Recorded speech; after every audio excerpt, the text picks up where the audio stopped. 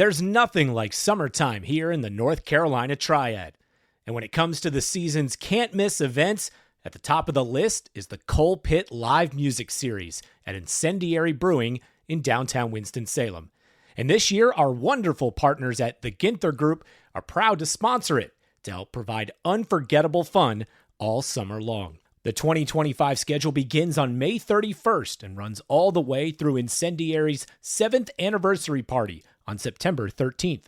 If you visit theginthergroup.com or follow them on Facebook and Instagram, you'll be able to see the details on every upcoming show, along with any special promotions. Again, a huge shout out to the Ginther Group Real Estate for sponsoring this year's Coal Pit Live Series at Incendiary Brewing. And a great way to join us in helping to say thank you? Just keep them in mind for all your real estate needs. It's one simple phone call, 336-283-8689, or just one simple click to theginthergroup.com. Welcome to the Triad Golf Podcast. Hi, this is John Brasier, and we're back for another episode of the Triad Golf Podcast. With me today is Jay Allred, back after a few weeks of being very busy. And today, what I'm looking forward to is talking about the rankings list of Triad golf courses that was in the last print edition of Triad Golf. Came out a couple weeks ago. It sparked a little bit of interest. I've gotten a lot of feedback, and this is what we're talking about. You should see this. Can you see that, Producer Adam Whitten? Can people see that? All right. Yeah. Well, anyway, we did that, and it's got rankings of both public and an overall list of courses, public and private put together. It looks something like this. This is our overall leaderboard, and this is our public leaderboard. And like I said, that's in the May edition of Triad Golf, which is available at all Triad golf courses and a couple other places, some hotels, restaurants. And anyway, I'm excited about it because people love lists. In fact, I didn't know this, but this past week, or I guess maybe 10 days ago, Golf Digest started putting out their lists for the best courses in the state and the best courses overall. And so I guess it was good timing. I beat them by a couple weeks. It was totally unintentional, but I guess once in a while you get lucky. I don't know. But real quick, before I get to Jay, I just wanted to say why we did it, because, I hadn't seen any lists like this before. People, like I said, people love lists. You rank high school teams, you rank restaurants, all those things in a particular market. And I hadn't seen one for Triad Golf, so I decided to do that. We have a tremendous amount of great golf courses, depth, and I thought it would be interesting to see how people ranked them. You've got these old classic courses like the Old Town Club, and then you've got these new modern courses on lakes or in the mountains, edge of the mountains, I guess I should say, like the Old North State Club. And I wanted to see how people would compare them. What we did was I got 18 panelists, basically longtime golf pros in the area, some really top players, and even a top golf, and a top executive of a golf association here in the Carolinas to vote. And we tabulated the votes, and we came out with the lists. One real quick thing I wanted to say before we talk about it, the print issue. I myself made a grievous mistake, and in one of them listed Old Town and Old North State in the wrong order. I guess I saw the word old and just read right over it. But Old Town was number 1 in our overall list. Old North State was number 2. 3 was Sedgefield, and 4 was Greensboro Country Club's farm course, and those 4 courses kind of separated themselves. And well, anyway, that's just an introduction. And Jay, thanks for being here. I've needed a guest for a long time. Needed you here. Well, thanks. I tell you, I've been, I've been swamped. I've been giving golf lessons. I'm taking over the U.S. Kids Golf Tour. I'm working at Forest Oaks some. And it's just, I get like one day off in 2 weeks. It's been crazy. And I had the boys golf team going there for a while and regionals and states. But hey, I'm glad to be here. Enjoy doing this, and congratulations on your rankings. And well, let's talk about the list that we got. You looked at it. Any surprises for you? I mean, Old Town being number one. Recently this week, Golf Digest came out with Old Town as their number 39 overall course in America. So I guess it's no surprise that Old Town would be the number one vote getter here. But then we've got Old North State, which is barely in the Triad. We take 11 or 12 counties. It's in the edge of Montgomery County. So a lot of people might not even think of it as being a Triad course. Then we got Sedgefield, the host of the PGA Tour's annual Wyndham Championship. And we've got the Greensboro Farm Course, which is, beautiful golf course right next to my house here. So, but we've got a lot of depth. I mean, how do you pick, Jay? How would you pick between Old Town and a brand new super course built somewhere? Old Town is just so classic. And Old North State Club, I've always loved playing Old North State Club. Old North State Club is a lot of fun. Even when you don't play well, it's still fun. And I would count it at the Triad. I mean, and you got to base it on how the close proximity of that course to Lexington barbecue. Yeah. And that puts it in the Triad. I mean, if you were at Old North State, could you run up to Lexington barbecue and get you some barbecue? And the answer is yeah. So it's in the Triad. So how far would it be if you calculated? Have you calculated this? Would it be 45 minutes from Lexington barbecue? It's probably about 45 minutes from Lexington barbecue. So it's good. It's good, You should drive down there with Skeeter Francis and we'd stop by Lexington barbecue or somewhere, man. You go with Skeeter, that skinny dude could eat and he would take you, and I got fat, hanging out with him. But he stayed skinny. So yeah, we had a lot of good times. But yeah, looking at these, I mean, like I said, I always love Old North State. Personally, I think Tanglewood can move up, Forest Oaks can move up. Deep Springs to me is the hidden gem of the Triad. I mean, just a phenomenal golf course. We had a U.S. Kids event out there, and honestly, I'd never been on the golf course, and in a way to appreciate it.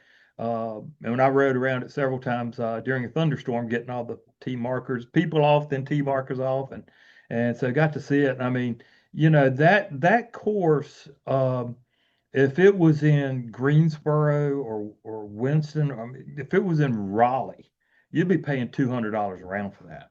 I mean, it is that good. I think, Maple Chase after the renovation, I don't think people have played it. It's really good. And I think Greensboro National, in my personal rankings, I'd move up those courses I just mentioned. Tanglewood Championship courses, it's just, hosted a PGA. You know what, Jake? One thing I was really pleased with was that the 18 people I had who voted, almost all of them had played all of these golf courses. It wasn't like, I had to go through and average things. There are a few people who hadn't played one or two, but basically everybody on the list had played Old Town. Okay. Yeah. And everybody. And so that was good. I was looking at a list that came out a couple weeks ago, for the state. And it's just a local thing with people who get together, pay some money and play some golf courses. And they put out a best 100 course list without Roaring Gap, without Wade Hampton, without Diamond Creek. And I'm like, you can't do a top list. It may have been bitter because they couldn't get on. That may have been it. But I haven't played Diamond Creek. I was offered to play Diamond Creek, but played Wade Hampton, and wow, that place is just.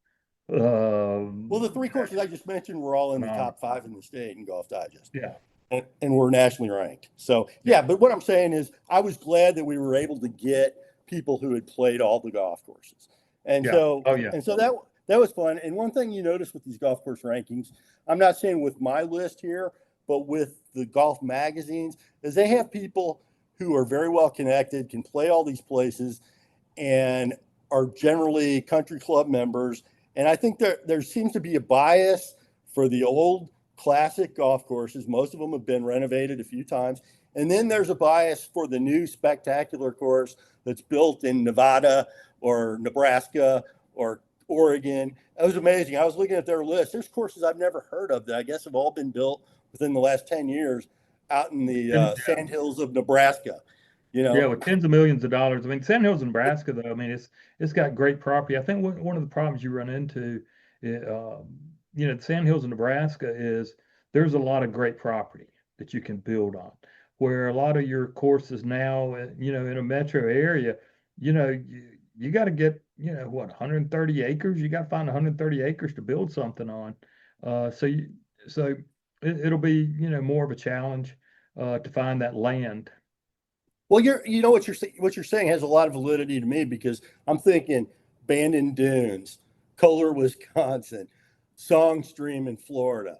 These are all built in the middle of nowhere, like you Yeah, said. I mean, it's hard to get to them. They all have to be destination golf course. I guess yeah, if you go back 100 years, you could say that about Pinehurst, but yeah. so these But destinations. with Pinehurst though, I wouldn't say Pinehurst was, let's say Pinehurst Resort. I wouldn't say it's built on a great piece of land. No. I mean, it is what it is. It's fairly flat, and they put some movement in it. But how many places could you build Tot Hill Farm? Yeah, You know, you you're right. You're there's right. very limited places where you could build Tot Hill Farm, or something of that nature. Yeah. Because you can't move that much rock, you can't move that much land, to build it on. You can't shape your way with a bulldozer, into a course like that. That was one of the big surprises. I was going to get to that later, but I might as well talk about it now. Tot Hill Farm was 14 on our public list. It didn't make the price. That was a big surprise because it gets a lot of fanfare. I think it's a great golf course. It's spectacular. It's definitely different. I was surprised it didn't do better, but I guess what happens is it was in a state of pretty poor repair for years. And I think Right. some people may remember it for that.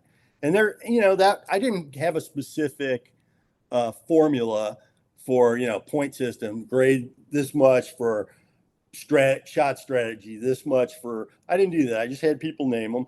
People do things different ways. A lot of times I think when people have a formula like Golf Digest says they do, I think people make it work out to how they want it to work out. They Yeah. maybe one course scores more points, but somebody says, but I like that other course better. I would say Tot Hill Farms now has become more of a destination course and has priced itself up. I won't say out of our market, but it's not your typical middle class. Hey, let's go play Tot Hill this weekend, or we play it every single weekend. It may be, hey, we'll play it once a year type of thing. Yeah. And the renovation, how do I call? I mean, I don't know that I would call it a renovation as much as it is. A It's like grooming almost. well, it's like you go to get your hair cut, you get it trimmed up. I Yeah. mean, you don't. It's not like they shaved a mohawk in and colored it purple, type of thing. It's just a regular haircut. They trimmed up. They got the trees back. They got the conditioning back in the golf course that needed to be there. They got out of the trailer. They put it in the house, like it had always intended to be. Um, Hmm. they did the marketing like it needed to be, in the past few years. So that's where I think, maybe, it didn't ring a bell that much with people. And I would say, if you've got a lot of people that are players on the list, that's probably not a favorite golf course because you get a lot of rub of the green there, somewhat. It's very much a strategy golf course. So I think Mike Strand's golf courses are match play golf courses. They're not stroke play golf courses. Yeah, you can make X's on there on some of the holes, Yeah. and very easily. Well, what I think happened was a couple of years ago, under different ownership, they lost the greens on at least 9 holes. Okay. Mhm. Same thing happened. Forest Oaks had a problem a couple of years ago with their fairways, and I think it all They're depends. greens. People They're might. greens. They had a problem with their greens, Oh, but I they're thought they great. had. Okay. Okay. Well, so you had problems with the golf course. So people might have remembered that, or maybe that was the last time they played, was when those problems are going on. And, that same thing might happen with Maple Chase. Not that there were problems with it, but that it's a different golf course now, at least Right. Yeah. They partially. shut down for a year for the renovation. Yeah. And the club did not allow guests up Mhm. until I think May. So, a lot of those people that probably have not played it, but I hear nothing but accolades on the golf course and everything. Interestingly enough, I ran into somebody Friday night Full that had disclosure, Jay Allred is a member there. right. And but no, I ran into somebody Friday night that had played Forest Oaks. He's a CGA Yeah. champion. He played with another CGA champion, and he just raved about the golf course, the conditioning that Forest Oaks is in right now, and what a good golf course it is. And I do work there, but I mean, I'm not plugging it from that standpoint, but I see it every day of Mhm. the condition and hearing people come in. You know, a lot of Star Mount members are actually playing Forest Oaks, while Star Mount, Star Mount members have privileges at 22 courses. I'm told by Golf right, Pro and a lot of Sabzo them Nazareth. and a lot of them come to Forest Oaks, Yeah. and they are hugely complimentary of what all has been done there at Forest Oaks. But once again, it goes back to the course being locked up and under disrepair. I remember playing there for $15 8 years ago. I mean, it's not the same course it was. No, not at all. But people's memories, maybe somebody hadn't played there for 6 years. But anyway, I don't know. And those were some surprises for me. What do you think about Bryant Park Champions being the top public access course, Jay? Go ahead. I've never been a huge fan of the Bryan Park Champions golf course. I mean, I know a lot of people really like it. I like Tanglewood Mm-hmm. over that. I thought Grandover probably should have been up a little higher. Uh, Mm-hmm. It's a Yeah. little bit of a feeling. I think on the public side, Greensboro National should have been up higher. I Yeah. think that's a really phenomenal golf course. They Mm-hmm. do great things there. They have great food. I've always thought the concept behind Greensboro National, when Dr. Plumeritis owned it, he had a vision and he knew what he wanted. And the food is still a lot the same. The hot dogs, man, he brought in hot dogs from Wisconsin, and they're Wow. phenomenal. Once again, I divert to food. Um, but yeah, I was there Deep Springs was 7th. Yeah. And Deep Springs is in is it Madison or Mayodan, one of the two. Uh, and so I they're believe it's in Stoneville. Stoneville. Okay, yeah, it's Yeah. part of the big three: Stoneville, Madison, and Mayodan. So it's a little bit farther out for people to go to, but man, I just highly recommend that golf course. It's pretty impressive. Yeah, it is. And I think with Bryant Park Champions, a lot of people play there. It's very affordable, especially if Mhm. you're a senior and you live in Greensboro. And it's got the lake. It's kind of, I would kind of compare. Well, I wouldn't compare it to the Old North State Club. What I'm saying is it's got the same kind of elements that people like at the Old North State Club, the beauty of the lake and the layout. And you've got Cardinal at number 2, which is I think pretty good for the Cardinal. It always does well in national rankings. It was ranked, well, I said national, but state rankings by national Right. publications. It was ranked in the top 40 in the state by Golf Digest, and it's a great golf course, but it can beat people up if you can't play. If you're not hitting the ball good, you can get beat up at the Cardinal. So that it It's a has to player's go up golf against. course. It is, and it's going to be the host of the state amateur in less than 2 weeks. It'll be interesting to see how people play there. Tanglewood is 3, and I think Tanglewood and Bryant Park both, maybe Tanglewood more than Bryant Park, are hurt by their facilities. Which Tanglewood's going to have new facilities as far as a clubhouse coming, and I think Tanglewood will rise in people's perceptions with their new clubhouse because that old place was Right, just. but they still have to improve their maintenance around there. I They mean, do. the driving range looks absolutely horrible. I do not understand why that is in such poor condition. I think I'm not sure of how. I think a lot of it has to do with the funding model. It's a I was going to, county golf course. It's different. Bryan Park. Bryan Park has the Bryan Foundation money behind it. and It's Pinnacle still runs it, municipally owned, and but Pinnacle runs it. and Tanglewood, is probably what I suspect happens, which happens with a lot of municipal golf courses, is your county manager gets the budget and he goes, okay, we're going to increase everything by 3%. Well, I'll tell you what, over the last 20 years, you're not improving much if you're just going 3% a year, Yeah. because I know like the chemicals have gone outrageous. People don't understand all the equipment. It's like two manufacturers that manufacture it all. So you're paying a premium for all that stuff. And I just went through the other day looking at a catalog. This golf course catalog where you get the trash cans and all that kind of stuff. And Mm.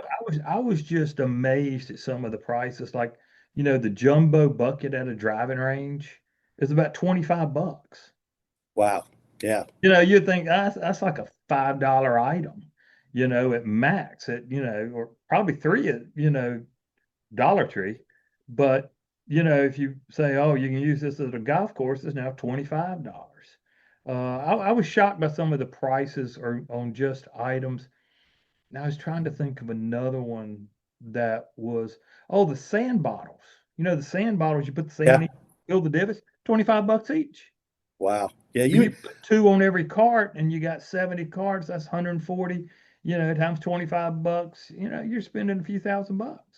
Now, I guess that also explains why we're seeing so much economies of scale with people, having 10 golf courses or something like that. They can buy even little things like that. If you buy them in bulk, I'm sure you get a better deal.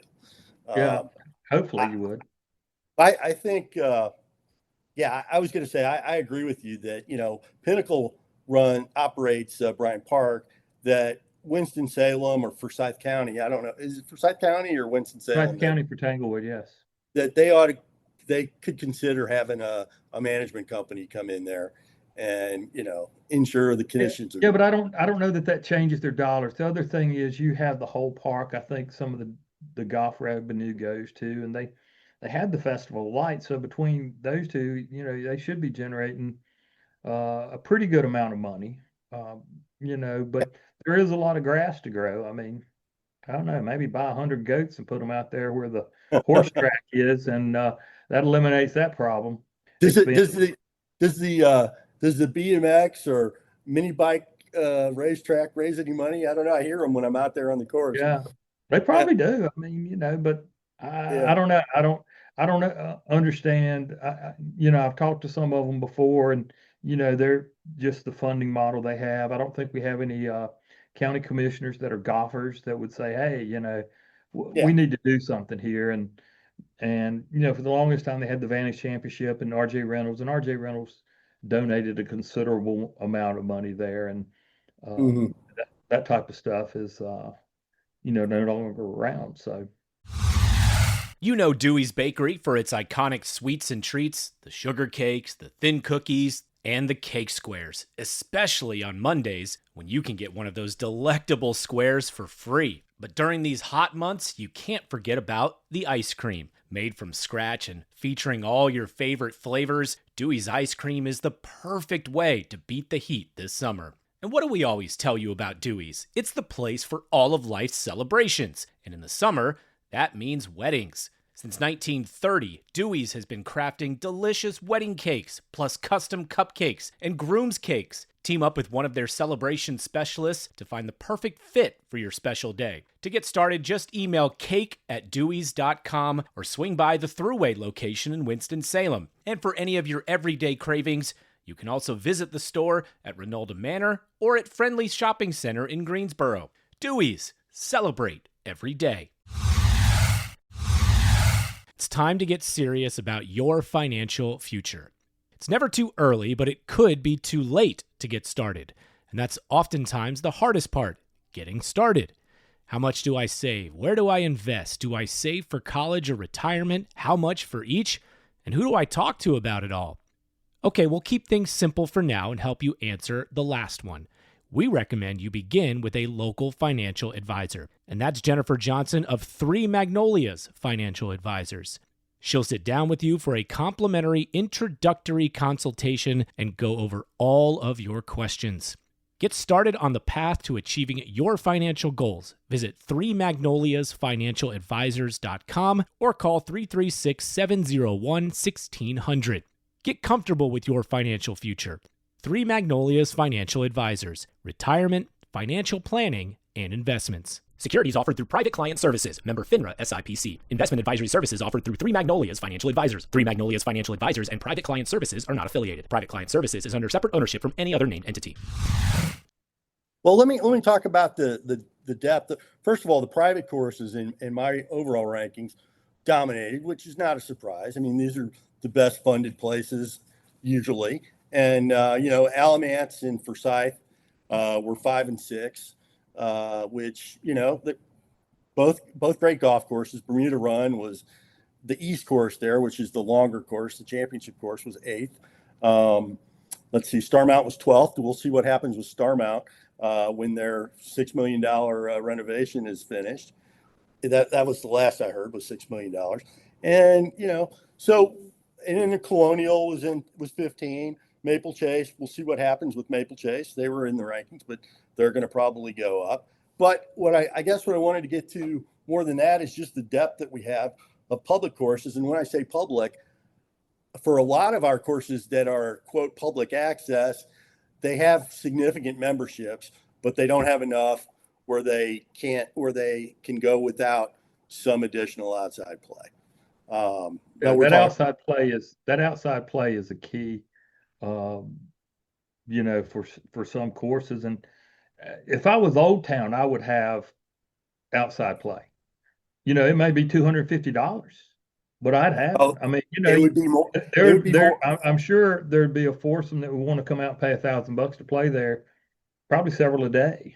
And you could do a lot with that. And one of the interesting things I think is Greensboro Country Club Farm Course. And I don't take anything away from it, but I'm just saying, it is risen, in the rankings, and it is. I just hear great things about it. They love the Zoysia fairways and that sort of thing. And it beats out the inner city Greensboro Country Club course. Well, now I haven't played Irving Park. I've driven around it, and it's a short old course. So I guess right. It's not long enough to hold tournaments with really good players, but it's an old Donald Ross course. It's a good golf course. Yeah. It's a really good golf course. So, and it made our rankings. Maybe should have been higher. I don't know, but it's a good golf course, really good golf course. Anyway, there's so many of these. You mentioned Old Town. If they wanted to have a few outside rounds. I guess a lot of the old classic clubs could do that. I know in Myrtle Beach, the Dunes Club went private and made a big deal out of it 20 years ago. But if you call them up and you say, I've got $325, they'll probably find you time in the afternoon. I think private courses don't want to be on the record. They don't want people to know that you could do that, or they don't want to do that and have it be known. Right. Right. It'd be an unaccompanied guest that you have an unaccompanied guest fee. And, it would, I don't know. I just think it's a thing you could do and generate, like I said, if you want to charge $500, go right ahead. But then again, they do that, Jay. They do, in that, like, if I'm a member at Roaring Gap, I can call the guy. I mean, they're limiting who can ways do of that. Doing it. They're limiting it to club members basically, but they are taking outside play. I mean, they're not charging market for it. I don't think they're probably getting less, but I don't know. Right, but normally you have to be accompanied by a member. Okay. So that that kind of throws it into a loop. I know when I played Wade Hampton, I played with a member, and they didn't do any. All your play there is they had a PR person. And the PR person couldn't get people on. He had to have a member with them. So you played with the member, right, the PR person, and then 2 other people. Yeah, well, 2 people. Yeah, and that's probably the way it is at some other places. Some of these other very very prestigious, exclusive courses. I don't know, but I'll tell you a funny thing about Wade Hampton. A couple of funny stories about Wade Hampton. After they first built it, it's in the mountains and, kind of in the valley at times. And they had, the fairways were real soft. So over the winter, one year they put down a half inch of sand over the entire golf course. And then the next winter, they came back and put down another half inch of sand over the entire golf course in the fairways to firm it up. And I can't imagine what that expense was. The other thing was when we got there, there was a sign on the men's locker room door. And it said, the club has updated their logo. Please update your wardrobe and do not wear the old logo at the golf course any longer. Well, you know, the people who are members there and live there maybe a couple weekends a year, I guess they can afford that. I haven't played there. I lived in Anderson, South Carolina for a while, and I had a connection there, never got there, and haven't played. There's another course there called Mountaintop. Have you played there, Jay? I haven't played Mountaintop, but I've heard it's great. Yeah. A lot of good places up there in the mountain. And we have different. I guess I counted about 4 mountain areas. We've got the Boone, Avery County area. We've got Roaring Gap. We've got Asheville, and then we've got Cashers Highlands. Is there another one? There might be other ones up by Silva, maybe. No, that's about it. I think of the incredible ones. Of course, Mount Mitchell. I always loved that golf course. And it's sold, but I don't know how it. No, it got devastated by the flood. Yeah, has it reopened or anything? Do you know? I don't believe they are open. Last I heard, I talked to somebody who lives around there, and they were worried that it might not reopen. So it was really hit. It was hit hard. Yeah. It's a funny story. Jim Floyd, whose I think father created it, and Jim owned it. And Jim, he's in his 70s. He was good friends with Roy Williams. I think they grew up together up there in the mountains. But Jim, the course was only open 6 months, and then Jim went to Hawaii and lived the other 6 months. So he had it pretty good, if you ask me. Yeah, unlike the people who are in Miami or Palm Beach and then come up there for the other 6 months, he went to Hawaii. Yeah. Well, but what we were talking about with these clubs that take outside play. I mean, go down the list. There's just all kinds of them. We were talking about the Cardinal. We're talking about Forest Oaks. We're talking about Deep Springs, Pinewood, Mill Creek. That's it for just our top 25. But if you go to our publics, there's several others. So you've got an opportunity to play some really good golf courses that at least have some accountability to a group of people to keep them in decent shape, I guess. Which is good. And we do. Jay, I was amazed. I mean, we've got a lot of golf courses that are good. I would say that. Maybe I could say great. I don't know. A lot of good places to play. I think we really do have some phenomenal golf courses. And I mean, and probably my eyes were open working at Forest Oaks. I did the newspaper for a long time, but I'm working in the golf shop a couple of days a week, and people travel and come there, and they're just like, wow, this is just phenomenal. This is great, and we have a lot of other great courses in the area, and so I think I think we're personally in a good position. In our pricing rates are phenomenal compared to people in Raleigh and Charlotte and other places around the country. So, I mean, if you're a senior, you can play a lot of places for $40 or under. If you're not a senior, you pay a little bit more. But weekends prices are. See, I've mentioned this before, but it seems to me like there's been a bigger incremental increase between weekday and weekend than there used to be. Now right. I think weekends normally now Friday to Sunday, which I understand. I mean, it's a supply and demand thing. It's a lot of people like playing golf on Sunday. I mean, Fridays now, and so and that Friday may even be a bigger demand day than Sunday. Yeah, I can see that with people going to church on Sunday morning and having to go to work the next day, and a lot of people and just family stuff and sporting events. Yeah, I can see that. So anyway, it was a lot of fun. What do I do next, Jay? Do we do the top holes? Boy, that would be an impossible thing to do, I think. Yeah, that's kind of that gets into a hard one. One thing you could look at is doing a consolidated rankings of where you take, the ones you've done, and then let's say there's five or six other ranking type of things, Yeah. try to uh get them, somewhat figured out uh and everything. Does Yelp do golf courses? I don't know. A composite, I guess. Is that Right, a what you call composite, that? Yeah, an yeah, average, yeah. yeah. I don't know. That would be interesting. And, um, I think we've got Golf Magazine, Golf Digest, and there's other magazines that do it. Everybody's got their own list, and they're all a little bit different, but they're pretty much in the ballpark. You could look at Google rankings too. There's Google rankings for golf courses. Oh yeah, how many stars you got? That sort of thing. Oh, okay. I know what you're saying. Yeah, yeah, yeah. They don't have numbers by them, but yeah, No, but yeah.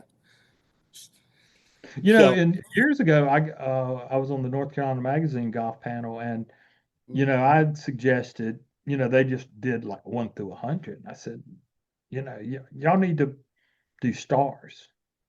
I said because you got a golf course at 50th. That's a really good golf course. But you can't market, hey, we're the 50th best golf course in the state of North Carolina, Doesn't and think sound real anybody's going to go, prestigious. wow, I got to go play this, Now that's I was also a member of that group, and that's the list that I was talking about that didn't have Wade Hampton, Old Town, and not they had Old Town, didn't have Wade Hampton, Roaring Gap, and Diamond Creek.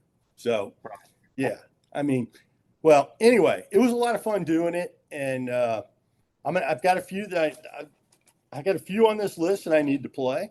So we're going to keep going with that, and I hope people, if you haven't gotten a print copy, like I showed you the print copy earlier before, and it looks like this. If you haven't got a print copy, it's online. We're updating we update the site every day with different news stories, and hope you'll go to triadgolf.com. And if you want to advertise with the podcast or with triadgolf.com or with Triad Golf Magazine, give me a call, 336-404-2212, or John at Triad Golf. Jay is teaching lessons right now. He's working in a pro shop. Your season's over with high school, with Reagan High School, but Reagan girls are next fall, right? Right, yeah, we're getting them geared up and everything, and a lot of them are playing, different events. So that's great, and it's kind of funny. I give I'll go back through and count, but I give lessons to about kids at like 5 other schools we compete with, which is kind of funny. Of like a lot of these kids at the other schools know who I am and contact me for lessons, and I just gave a lesson to a girl at West Stokes yesterday, and that went really well. And so, but I kind of look at it as I'm willing to help anybody, and it's up to my players to work harder than anybody else. So Yeah, I don't know, Jay. If I were the coach at West Forsyth or something, I'd say don't take lessons from Jay Allred. I don't want him teaching you anything bad, but I don't want him sabotaging my players. oh, But I'd never do that. I'd never do that. I've actually in 18 years of coaching never called a penalty on a kid. never called a Like if penalty I've on. observed a penalty, that's up to the Oh, players to do it. right. I'm not going to be that guy. And one year we came in second at states, and the team that beat us, there was a penalty, but I'm not going to call it. What was happened was the High School Athletic Association had told everybody that, they put these signs out at the tees. We're playing the green tees, but they had stuck signs out, and they stuck the sign on one hole at the white tee. And so they had Uh, put a different tee box the previous day. And uh, I'm like, I'm not going to be that guy. And especially, it was the fault of the High School Athletic Association, yeah. not these kids. I mean, the kids just thought they were doing what they were supposed to do based on the sign, not realizing we're playing the green tees. Now, if you're the coach out there and I'm playing, and can I go to you and say, look, this tree is in my way. Can I have line of sight relief, or this sign that says no trespassing is in my way? Uh, Well, I will help them with the rules. okay, I'm not going to call a penalty on you. I'll explain what right. the rule is, what your options are, and you choose which uh, relief you want to take on that. Well, we're running a little long in this, but I got to share something with you. I'm watching a softball game of all things. I'm in a sports bar yesterday, and there's a softball game, and UCLA is playing Tennessee, and UCLA is down 2 runs. There's a runner on base. Girl hits the ball out of the park. She runs around the bases. She misses home plate, and she starts celebrating with her kids. And one of the kids kind of pushes her and says, "Hey, go back and touch home plate." So we got like a 20-minute. The umpire says it's okay. Okay, counts the run, counts them both. Tennessee's coach gets livid, and she's like in people's face. She's protesting the game. Would you really want to win a game when somebody hit a home run and they missed home plate, but they went back and touched it? One of their teammates touched them when they did that. I mean, is that really the way you want to win a game? No, not me. College baseball and softball, those are different animals. Oh, they are. I was watching the stuff from Florida's coach just lighting up some guy on the grounds crew at Coastal Carolina, and what was it? Mercer, I think, walked off the field because a player had hit a home run on them, and celebrated and taunted the players all around, and the NCAA has said, we're not allowing this, and the umpires didn't do anything, and that's the inconsistency in officiating, really gets me. I mean, if you're ever around my team and my players, win or lose, we're to have the same attitude. We're not showboating, that sort of thing. We just, that's just not tolerated. I saw that clip too. I don't think it was Coastal. Mercer was involved. The Coastal was a separate thing. Yeah, I can't. I was like, well, what can you do? You can throw the player out after he touches home. I'm not going to invalidate his home run, but you're right. That was terrible sportsmanship. But anyway, I'd probably thrown him out and invalidated his home run. He didn't ever touch home base. That's true. If I was him. Yeah. I'll let you show some emotion, but that dude taunting, yeah. Every player, around it. I was glad to see that team, by the way, and I can't remember who it was again, but they lost the next. It was Samford, I believe. It was Samford. That was it. Samford versus Mercer. I read some of the comments, and it was rather funny. It was like, this is baseball. You just blow the next guy's head off. Oh yeah. Yeah, the next guy up. I wouldn't want to be the next guy up to bat back in the old days. But anyway, hopefully we're both going to get on the golf course. We've had a lot of rain. We do have, like I said, the state amateur. We'll be covering the state amateur. Yeah. So anybody want to read about state amateur, it'll be here at Triad Golf. Jay, I want to thank you for coming here. You're irreplaceable for something like this. So thanks. Yeah, just have me on anytime. But I tell you what, if I was the next batter up, I'd be like Caddyshack. My arm. Yeah, I never really understood why Ted Knight allowed a substitution, because I don't think you had to. They just said, you could allow them a substitution. I just said, no, I'm taking my 40,000 or whatever it was at the time. Funny story. Ted Knight was a DJ at WBAG, I think, in Burlington, a long time. Oh my gosh! If you had a tape or anything of him doing the news, that would be classic. Oh, that would be Ted Baxter to Ted Knight. By the way, if you're under 55, that was from a TV show called The Mary Tyler Moore Show in the 70s. It was also Caddyshack was also before your time. But anyway, Jay, it's good to have you. Thanks for doing this. All right. Thank you. And everybody out there, we'll be back in a week or so with another podcast. We got lots of things going on, including the State Am. We're going to take visits to Holly Tree Golf Links and to Old Bow up in the mountains in the next few weeks. So please stay posted. We're on your favorite platform. So until then, this is John Brasier. Thanks.